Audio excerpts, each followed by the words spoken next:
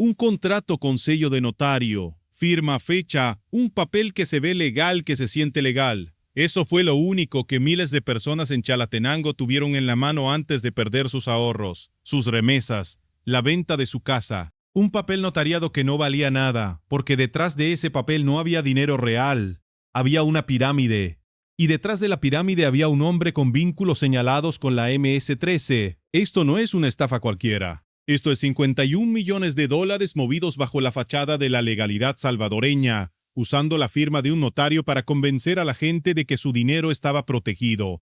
Y hoy le vamos a contar cómo funcionó, quién estaba detrás y qué relación tiene con la estructura financiera que la Mara construyó durante años en la sombra del sistema formal. Si a usted le indigna que la Mara haya encontrado la forma de esconderse detrás de un documento legal, de un sello oficial, de la firma de alguien que se supone debe dar fe pública, suscríbase ahora mismo. En este canal no contamos la captura del día, contamos el sistema completo, y este es de los más sofisticados que hemos investigado. Yo lo digo claro porque hay cosas que no se pueden suavizar. Durante años nos enseñaron a temerle a la Mara por el machete, por la extorsión de la tienda de la esquina, por el impuesto de guerra que cobraban casa por casa, pero el dinero de la MS-13 nunca se quedó ahí. Ese dinero necesitaba salir a la superficie, lavarse, convertirse en algo que pareciera limpio. Y para eso la pandilla no necesita un sicario, necesita un contador, un abogado o, como en este caso, un notario dispuesto a poner su sello sin hacer las preguntas correctas. Chalatenango. Ahí es donde Credit Cash operaba, ofreciendo un 10% mensual de interés a cualquiera que quisiera invertir. 10%. Piense en eso. Ningún banco regulado en El Salvador ofrece algo remotamente parecido, y aún así, cientos de personas entregaron sus ahorros. Muchos vendieron propiedades. Otros retiraron dinero de bancos formales, con historial, con regulación, para meterlo en una financiera que prometía el doble de rendimiento en menos de un año. ¿Y por qué la gente confió tan rápido? Porque en un país donde el salario mínimo apenas alcanza, la promesa de duplicar el dinero en meses no es codicia, es esperanza. Es la esperanza de la señora que vendió su terreno para tener algo guardado en la vejez. Es la esperanza del pequeño comerciante que quería ampliar su negocio. Es la esperanza de la familia, que recibe remesas y sueña con que ese dinero por fin rinda más de lo que rinde metido debajo del colchón.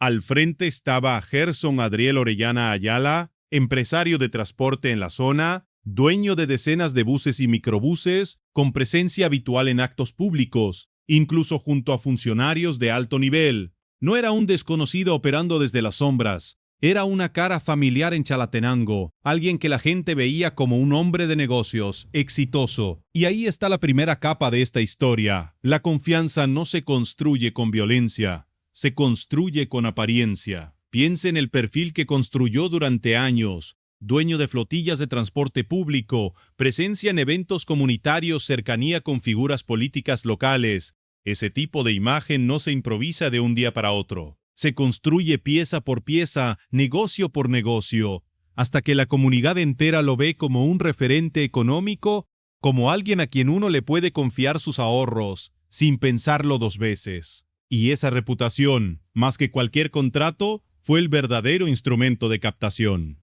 La Fiscalía General de la República ya lo había investigado antes. Orellana tiene antecedentes de estafa desde el año 2020, casos que en su momento no pasaron de la sospecha, pero esta vez la Superintendencia del Sistema Financiero detectó el patrón y alertó a la Fiscalía. Y lo que encontraron los investigadores fue mucho más grande de lo que esperaban. ¿Cómo es posible que alguien con antecedentes de estafa desde 2020 haya podido levantar, años después, un esquema de 51 millones de dólares?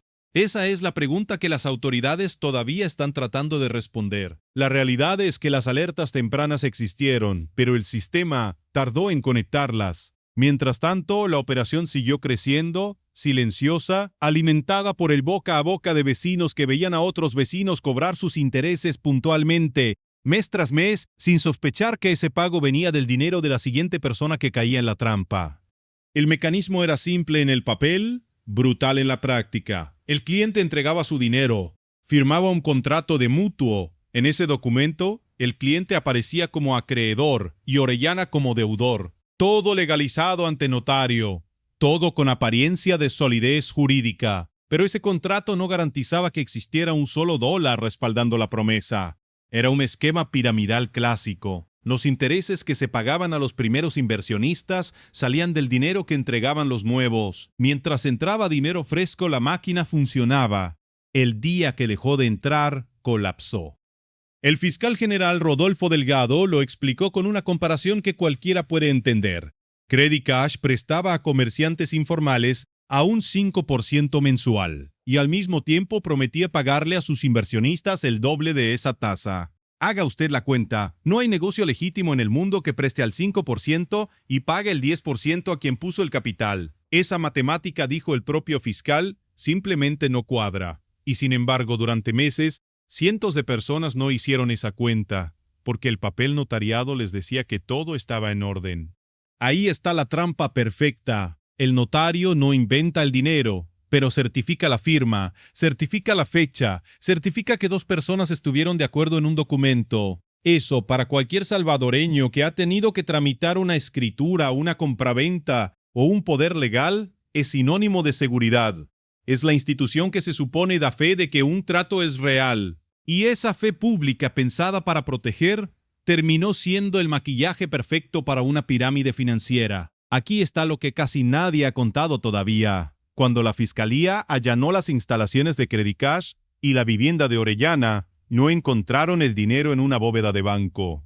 Lo encontraron tirado en el piso, metido en guacales, guardado en su closet. 7 millones de dólares en efectivo solamente en su casa. En total, entre efectivo y cuentas, se incautaron más de 38 millones de dólares. 175 vehículos fueron inmovilizados. 47 inmuebles, y la proyección de la deuda total que la estructura piramidal había generado llegaba a 83.6 millones de dólares.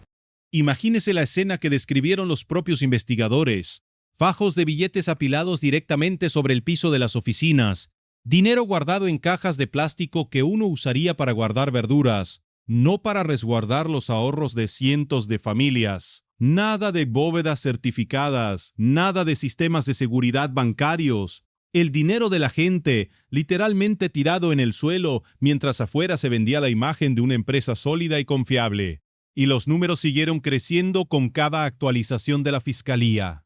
Semanas después del primer allanamiento, la cifra de dinero inmovilizado en cuentas subió a más de 10 millones de dólares adicionales, sumando en total más de 38 millones entre efectivo y cuentas bancarias congeladas. La fiscalía anunció además que solo en concepto de intereses prometidos, Orellana debía desembolsar cerca de 3.8 millones de dólares cada mes. Haga la proyección. Para marzo de 2027, esa cifra habría representado un acumulado de 47.6 millones de dólares únicamente en intereses encima del capital original que la gente había entregado. Es matemáticamente imposible que un negocio real sostenga esos números. Por eso la palabra que usan los fiscales es la correcta. Esquema Ponzi con nombre y apellido salvadoreño.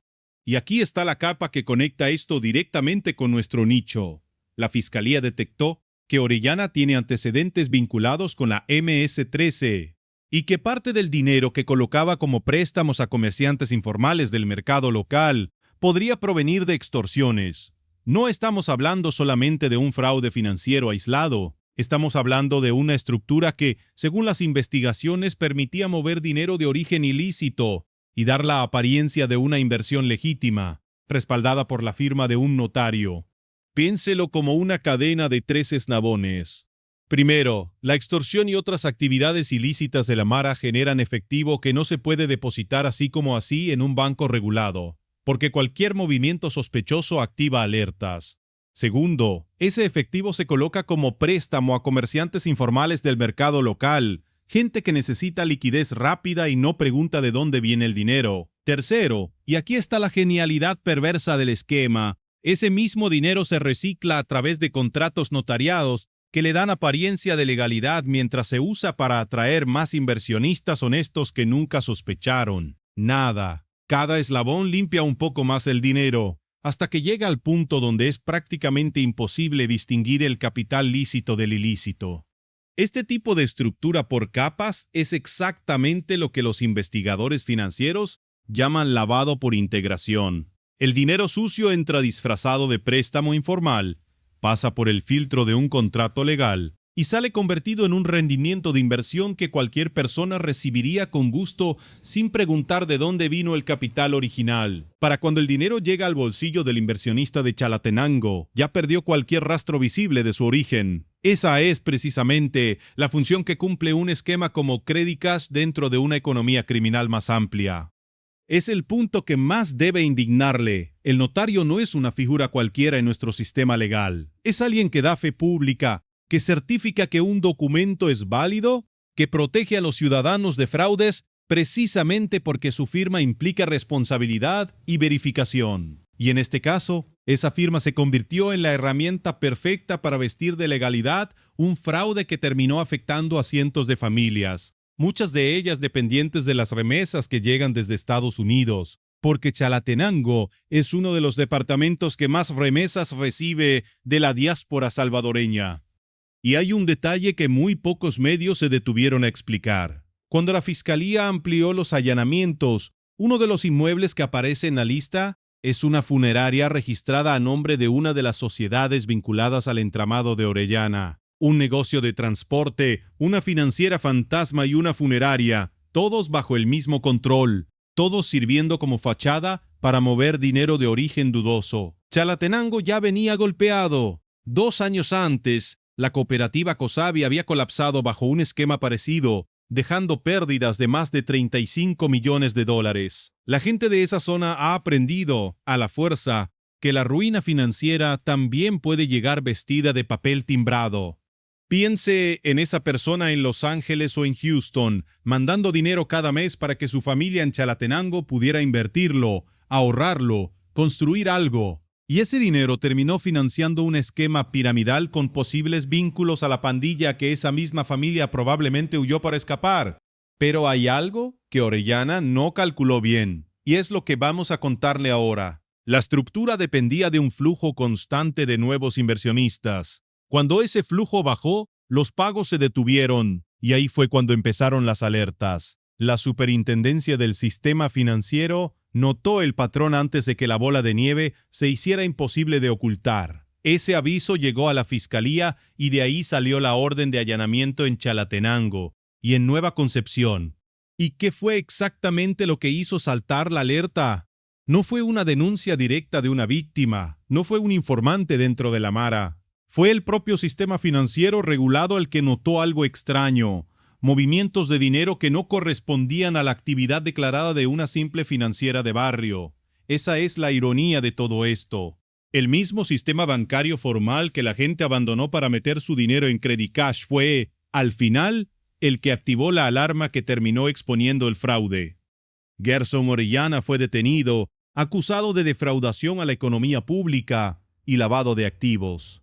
La Fiscalía anunció además la creación de un centro especializado para procesar la enorme cantidad de documentación y así identificar con precisión a cada víctima, validar los montos entregados y establecer un mecanismo de devolución progresiva. Un proceso que, según las propias autoridades, tomará tiempo, porque no es sencillo distinguir entre víctimas genuinas y quienes también pudieron beneficiarse del esquema en sus primeras etapas. El propio fiscal general fue claro sobre la magnitud del reto. Hay que identificar con precisión a cada víctima, validar los montos entregados y establecer un mecanismo justo de devolución. Todo mientras se resguarda el dinero recuperado dentro del sistema financiero formal, ese mismo sistema que muchas de las víctimas habían decidido abandonar por la promesa de una rentabilidad imposible. Es un proceso lento porque implica revisar miles de documentos, cruzar contratos firmados ante notario con movimientos bancarios reales y, en algunos casos, enfrentar la posibilidad incómoda de que ciertos beneficiarios de las primeras rondas del esquema, aquellos que cobraron intereses antes de que todo colapsara, tengan que devolver parte de ese dinero. Ahora imagina a esas familias. Personas que vendieron su casa creyendo que estaban haciendo la inversión de su vida. Personas que sacaron sus ahorros de un banco regulado, con toda la protección legal que eso implica, para meterlos en un contrato notariado que resultó ser papel sin respaldo. negocios pequeños que confiaron sus excedentes, remesas familiares que en lugar de construir un futuro terminaron alimentando una pirámide financiera con sombras de crimen organizado detrás. Según reportes locales, cerca de 1 millar de personas afectadas llegaron a concentrarse en espacios públicos de Chalatenango, exigiendo transparencia y la devolución de su dinero. Imagínese esa escena, cientos de personas, muchas de edad avanzada, algunas con el contrato notariado todavía en la mano, como si ese papel fuera a servir de algo, exigiendo respuestas frente a las oficinas de una financiera que ya no tenían nada que devolver, porque el dinero que quedaba estaba congelado en un proceso judicial que apenas comenzaba. ¿Usted qué hubiera sentido si la víctima fuera alguien de su familia? Piensa en su tía, en su abuela, en la señora que vende pupusas en la esquina y que durante años guardó cada centavo extra pensando en la vejez. Ese es exactamente el perfil de quien cayó en este esquema. Gente trabajadora, sin educación financiera formal, que vio en Crédicas una oportunidad real de mejorar su situación, no un engaño. Nadie entrega los ahorros de toda una vida pensando que está financiando indirectamente una estructura con posibles vínculos a la pandilla que aterrorizó su comunidad durante décadas. Y hay una capa adicional de crueldad en todo esto. Muchas de las víctimas no perdieron dinero que les sobraba, perdieron el dinero que habían planeado usar para operaciones médicas, para pagar estudios de sus hijos, para construir el segundo piso de la casa familiar. Ese tipo de pérdida no se mide solamente en dólares, se mide en proyectos de vida completos que quedaron congelados junto con las cuentas bancarias de Orellana. Este es el tipo de caso que no genera un titular de captura espectacular. No hay una persecución, no hay un enfrentamiento armado, pero el daño es tan real como cualquier otro. Es daño silencioso, acumulado durante meses, y que golpea directamente el bolsillo de la gente más vulnerable, la que confía porque no tiene otra opción, la que ve un sello notarial y piensa que ahí está protegida. Y aquí es donde entra el otro lado de la historia. Bajo el gobierno de Bukele, la narrativa oficial ha sido clara. La guerra contra el crimen organizado no se limita a las pandillas armadas en los territorios. También incluye perseguir el dinero sin importar qué tan legal se vea en el papel. La creación de un centro especializado para las víctimas de Crédicas, ordenada directamente desde la Fiscalía General, responde a esa misma lógica: identificar, documentar y devolver. Aunque el proceso sea lento y aunque distinguir entre víctima real y beneficiario oportunista tome meses, es la misma maquinaria institucional que ha capturado a miles de pandilleros la que ahora también persigue a quienes lavan el dinero de esa estructura criminal por la puerta de atrás, con corbata y sello notarial. Durante años, la estrategia de seguridad en El Salvador se midió casi exclusivamente en capturas. ¿Cuántos pandilleros presos? ¿Cuántos trasladados al SECOT? ¿Cuántas estructuras territoriales desmanteladas? Ese ha sido, sin duda, el resultado más visible del régimen de excepción y el que ha generado los números de audiencia más altos en este mismo nicho de contenido. Pero el caso Crédicas representa un giro distinto. Perseguir no al pandillero con tatuajes, sino al empresario con corbata que le sirve de fachada financiera a la estructura criminal. Es una guerra menos fotogénica, sin operativos con fusiles ni traslados masivos en fila india, pero igual de necesaria, porque una pandilla sin acceso a mecanismos de lavado es una pandilla con las manos atadas para escalar su poder económico más allá de la extorsión callejera. No es la primera vez que Chalatenango sufre este tipo de golpe financiero, y probablemente tampoco será la última. La memoria colectiva de la zona todavía carga el desfalco de la cooperativa Cosabi, y antes de eso, otros esquemas similares que prometieron rendimientos imposibles. Cada vez que colapsa uno de estos esquemas, la pregunta que queda en el aire es la misma: ¿cuántos más existen ahora mismo, operando en silencio, esperando el momento de colapsar como colapsó Crédicas? El caso Crédicas todavía está en investigación.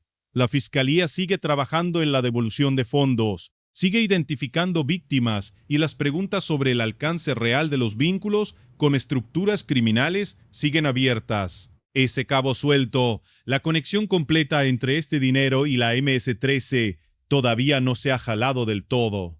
Y hay otra pregunta que ninguna autoridad ha respondido todavía con claridad. ¿Qué notario o notarios firmaron cientos de estos contratos sin levantar ninguna alerta? La ley salvadoreña exige que un notario verifique la identidad de las partes y la naturaleza del acto que está autorizando, no que investigue el origen del dinero, cierto, pero cuando un mismo profesional firma decenas, quizás cientos de contratos idénticos para la misma financiera, en el mismo pueblo, mes tras mes, resulta difícil creer que nunca se hizo la pregunta obvia.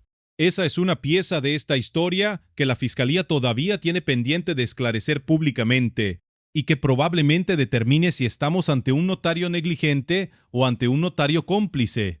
Lo que sí queda claro es esto: la Mara no siempre necesita un arma o una amenaza directa para hacer daño. A veces solo necesita un sello, una firma y la confianza ciega de quien cree que la ley lo va a proteger. Es el nuevo rostro del crimen organizado en El Salvador.